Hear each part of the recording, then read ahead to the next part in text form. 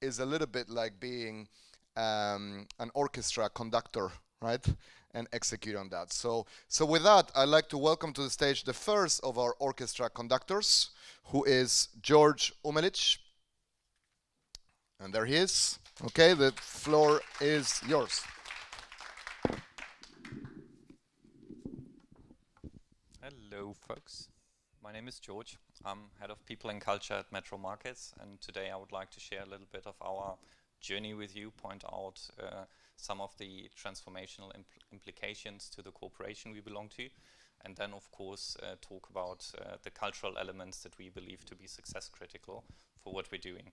So let's get to it. No introduction slides, so we saved a second. Let's kick off with who we are and what we're doing. So on the left-hand side of this slide, you can see basically Metro as a wholesale business. I think most of you know Metro potentially. It's a classic wholesale business founded in the 60s. At the point in time was really innovative, roughly 100,000 employees in 30 countries. Like many businesses, we are seeking to transform, to make use of new technologies, open new value streams, and become more digital. And on the right-hand side, you can see the three, I would say, major initiatives. There's others as well, but that is the three that stand out. So Metro Digital, they are digitizing the wholesale business, right? They are supporting the transformation of the traditional wholesale business. And creating accordingly products that folks in that business can use. And we have Hospitality Digital. They are digitizing our customers, which is really important. So our customers are hotels, restaurants, and caterers. And a lot of those are not yet really digital. Like if they order goods, for example, they order them either cash and carry traditionally, or they really order them in the catalog, yeah, like a paperback catalog still. So helping them become more digital is also really crucial for what we are trying to achieve. And then on the right-hand side, that is us, Metro Markets. We are building the marketplace for Metro, and this is what we will talk about on the next slides. Purpose and mission, obviously, needs to be there. We believe it's really important for giving people, let's say, a reason to wake up every morning and give their very best every day. People want to do meaningful work, as we've just heard. They want to have a sense of fulfillment and accomplishment, and we believe a compellingly phrased purpose is supporting this direction. So this is just for read-through, right? Let's go on. Platform business model, like this is our way of showcasing what it actually is. And in the middle of the slide, you can see all those very famous platform businesses from around the world. Usually the characteristic is basically you create a digital platform, digital marketplace where you combine demand and offering of some kind. Yeah, like Uber, for example, would combine people who want to, let's say, move around and people who would like to support those movements by transport. Yeah, and this is basically the same that we are doing, right? We are building a non-food marketplace where hotels, restaurants, and caterers can basically, if you imagine you have a huge kitchen, a huge restaurant, and it's totally empty, like there's nothing in there. Everything that you would put in there, from the fridge to the oven, to the chairs, to the plates, all that stuff you can buy on the marketplace. And anyone who's selling those products to customers can actually sell on the same marketplace. And we, as Metro, we are only one of the many sellers on the marketplace. So that is basically for a traditional business model like wholesale, where you rather think in traditional terms like we have the best products and maybe the best prices, and we need to have the best prices, and everyone else's competition is a huge shift in mindset, right? So everyone on our platform is our partner, it's not our competition. And we don't also have to have the best prices. here is, why is that? Because when we as a vendor sell our own products, we have our, let's say, wholesale margin, and that's how we make profit. And if any one of our partners sells on the platform, then we get a fee, and that's how we make profit. So to us, totally it doesn't matter anymore. This is the marketplace like maybe 2 months ago. When we were 2 years in, we had 600 partners, 600,000 products, and 2 marketplaces, which would refer to Spain and to Germany. And on the left-hand side, you can see a screenshot how that looks like, yeah? And now I would like to share a little bit of how we got there. I assume I need to speed up a bit. This is how it started, end of 2018. Like 5 people in the office, Greenfield approach, nothing there. And the intent to build a modern company as you would today build a digital startup funded by the own corporation, so like a corporate startup, but really doing everything from scratch. Like Metro obviously has a huge supply chain, has a huge HR department, has all of those organizational units, but we consciously decided to do it from scratch and on our own. This was the challenge at hand. We had to build the product, so the marketplace itself. We had to develop the business with tech at core. We wanted to start up lean, so really focus on the right things, quick small iterations to find out what works and what doesn't work. And of course we had to build the company, let's say the home to people that they would feel comfortable working in, and the ambition obviously was really huge, yeah. Let's see how that goes so far. This is a headcount chart. Most of us are from people departments, so we like headcount charts, obviously. So what you can see, how we started off, and then first year, 100 employees and go live in Germany, and then end of second year, we acquired the Trivago development office in Palma with roughly 60 developers, went live in Spain, and scaled to almost 300 employees. Also, we had to find a new office because the old one was too small. Meanwhile, we're close to 400 employees and we'll go live in 2 additional countries next year, and end of next year will be 600 employees, and then probably 2023 we'll go live in 4 countries now. So rapid growth. And then just a small hint on the talent market, like in 2019 for hiring our first set of developers, we had to reach out to 7,000 developers and conduct 500 phone screens. So tech talent market really challenging, as some of you might be aware. There's just a few stats on how that looks like today. So we have 4 locations, 2 offices, 2 warehouses in Spain and Germany, and we touched upon diversity before. We can see some charts resembling our diversity currently and the tenure. So roughly we are between 30 and 40 years old, a bit older in Germany than in Spain. And all those charts are, let's say, you can't maintain them. As soon as you put them up, they're old again because we are growing so rapidly. Here you can see nationalities. Meanwhile, we have more than 50 nationalities that we've hired to the company. A chart we also really like, as mentioned, never up to date, lots of languages spoken in the company. That's where Marketeers come from. On the right hand side you can see more the techie kind of companies, lower end more global logistics, left side of the slide more the e-commerce, but also a few corporates in between. This is how we roughly organize. So 50 to 60% of the company is product, tech and design, and the other part of the company is let's say e-commerce related functions, and then we have a little bit on the lower end that we might call corporate functions. What you can see on the left hand side may be interesting is that we organizationally separate the marketplace and our own business, which would be ERP. So the part that develops technological components that are relevant for our own business, and the part that develops marketplace components are separated.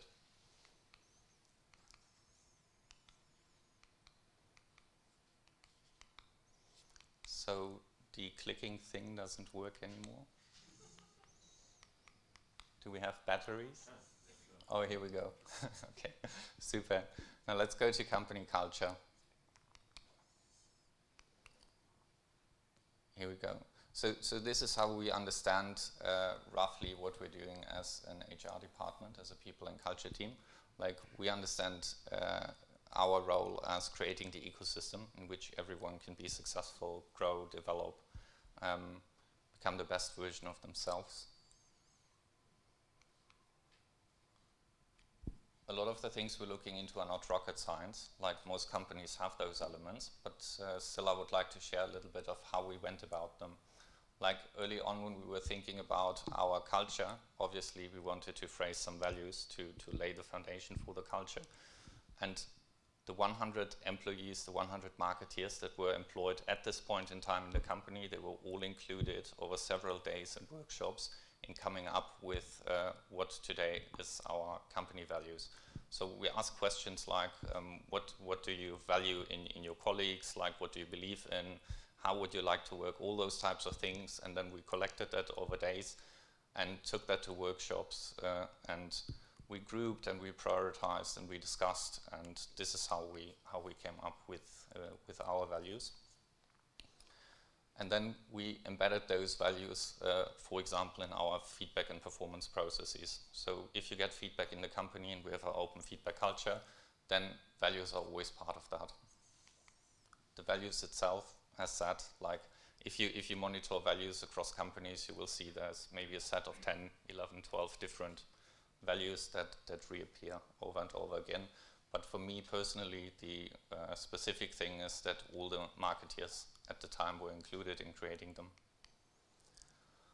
Then we really put a lot of thought into how good leadership looks like, and we are creating workshops and trainings and all of that, and coming up with certain guidance for all the people in the company who are leading people.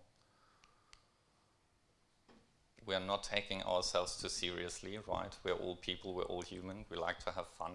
So this is stuff that you will frequently see in internal presentations, like you can see Philip, our CEO here, Annette is head of legal, Frodo, that's me.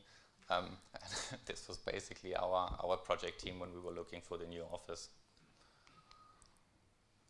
Now, this is our new office.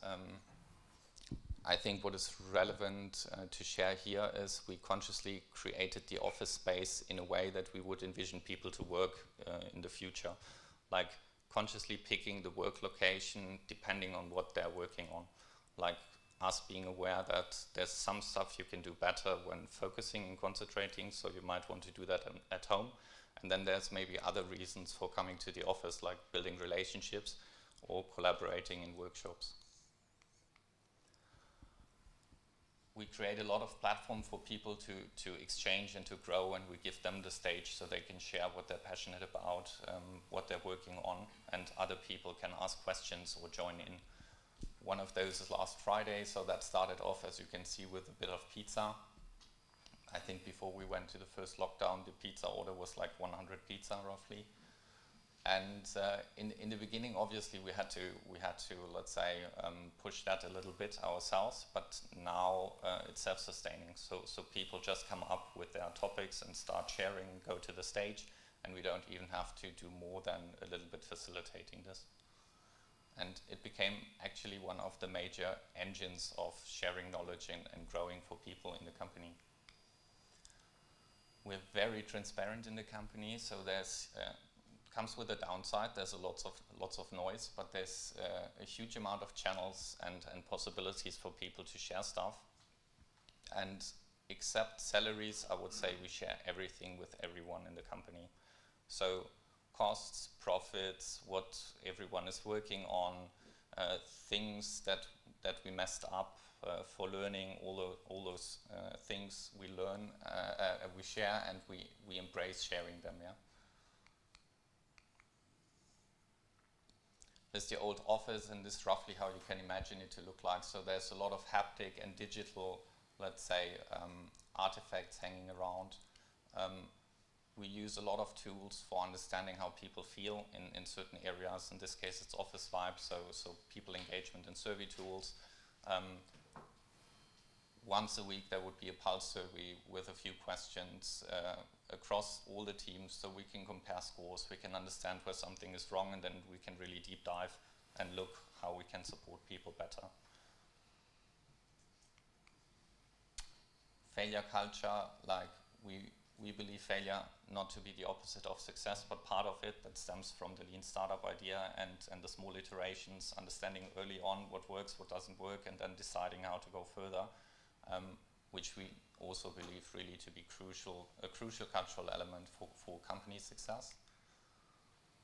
Open feedback, touched upon that already, so we support that with basically training people, promoting the open feedback culture, expecting people to participate in open feedback. This is embedded in every role expectation, regardless of hierarchy in the company, and then again part of the feedback process. And we just embrace it. Everyone can give feedback to everyone, regardless of role. So an apprentice could walk up to the CEO and say, do you have 5 minutes? I want to give you feedback.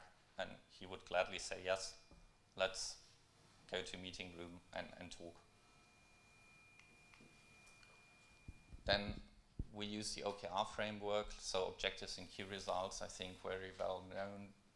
Basically, management by objective from the 60s, reworked by GE and Google, and very popular currently, I would say. So this we use to give high-level guidance on company direction, and then the teams can plan basically bottom-up how they want to contribute to those company-level objectives. And what you can see on the right-hand side here, that would be those huge printouts in front of the team offices. So everyone who passes by the office knows which team is working there and what they're working on. Yeah. And then, of course, we have regularly reviews and, as said, a lot of transparency on how we're doing, what is working well, what's not working well. That we already covered. We're doing a lot to create identity and support relationship building between people. So obviously we would put a lot of thought into interactions, giving the teams freedom to do team events and all that stuff, having that cool office and so on. And we also have that swag shop, I would call it, with meanwhile I would say 100 different designs where people can just pursue their individual creativeness and express themselves in a way that it would still resemble over all a shared identity. We look a lot into decision making, so it's not just like, okay, someone has to take the decision and so it happens, and no one is really conscious about how we did it. But we really deep dived into decision making, put a lot of thought into that. And then we trained all the leadership on the different forms of decision making and the upsides and downsides of those different forms. Like, do you want to optimize on speed, or do you want to optimize on buy-in? Yeah, and oh, that's actually a good chart that would show a little bit of that work. Because we believe a good leader, depending on the situation, should be able to navigate different decision-making styles, as they would need to be able to make use of different leadership styles depending on what they want to achieve in the current situation.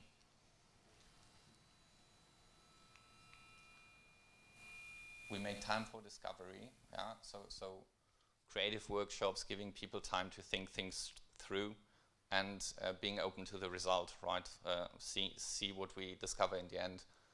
In the left-right corner, you can see we were talking, I think it was about customer relationships, and so we were writing marriage proposals and love letters from the perspective of the customer and the company towards each other. And so here you can see our CEO, and I think the colleague at the time was head of design. And the CEO is getting the marriage proposal, obviously.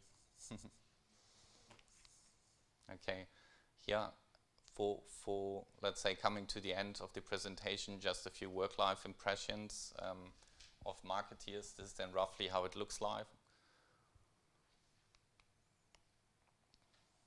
So as you see, there is a bit of fun. We're still taking work seriously, right? It's not just about well-being and fun. Like, I hope in the first slides you saw that we already delivered, like maybe a few words to that. If you compare, for example, to very successful e-commerce brands like About You or Zalando in terms of internationalization speed and also profitability on order level, we're actually fully, let's say, in line with where they have been after 2 and 3 years. So commercially, really, really successful. When we do onboarding, let's say, although we're really autonomous as a unit, like we get all the resources we need from Metro if we want them. If we don't want them, we can really do our own thing. That was, let's say, the preposition right from the start. But then obviously still in onboarding, we make sure that people understand the customers, they understand what corporation we belong to. And so, for example, we have those Metro store visits. This would be newsletters, sharing all the stuff going on in the company regularly with everyone. That's how that would look. Lots of Teams activities going on regularly for strengthening relationship. Now in the lockdown, I think one of our big learnings was that you can't build and maintain the relationships in the same quality that you could if people would really meet face to face and do things together. And we had more than 100 people joining the company who never worked in the office because they joined during lockdown. And yeah, now they enjoyed the office for a few weeks, and it seems we're going back to the home office work.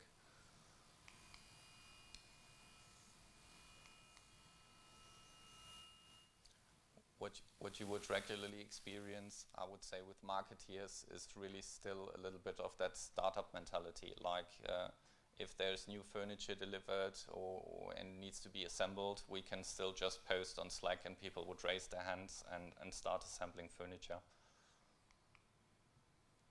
That would be one thing we did during lockdown. That was a cooking event. So our CEO, Philip, on the left-hand side, and Paul, the business development manager and former chef on the right-hand side, they were doing a live cooking.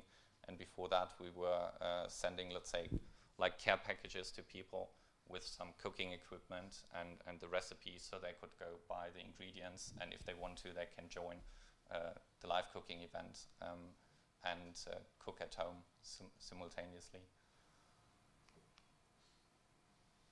That would be one example of things just coming up from the people as we, let's say, embrace certain things, give platform to them. So in this case, it's about sketchnoting. So one of the designers thought, okay, maybe sketchnoting is something interesting for people. Like, how can I visualize things nicely to whatever, make a point, make a pitch. And then they kicked off the sketchnoting breakfast that then is happening regularly. And those activities you would see a lot in the company, whether it's dancing courses or whatever, people just come up with those ideas and organize themselves. If they need resources from us, they raise their hand and we look into that. And that would already be it. So no rocket science. I hope there was some impressions that might spark good discussions later, and I'm looking forward to that. Thank you.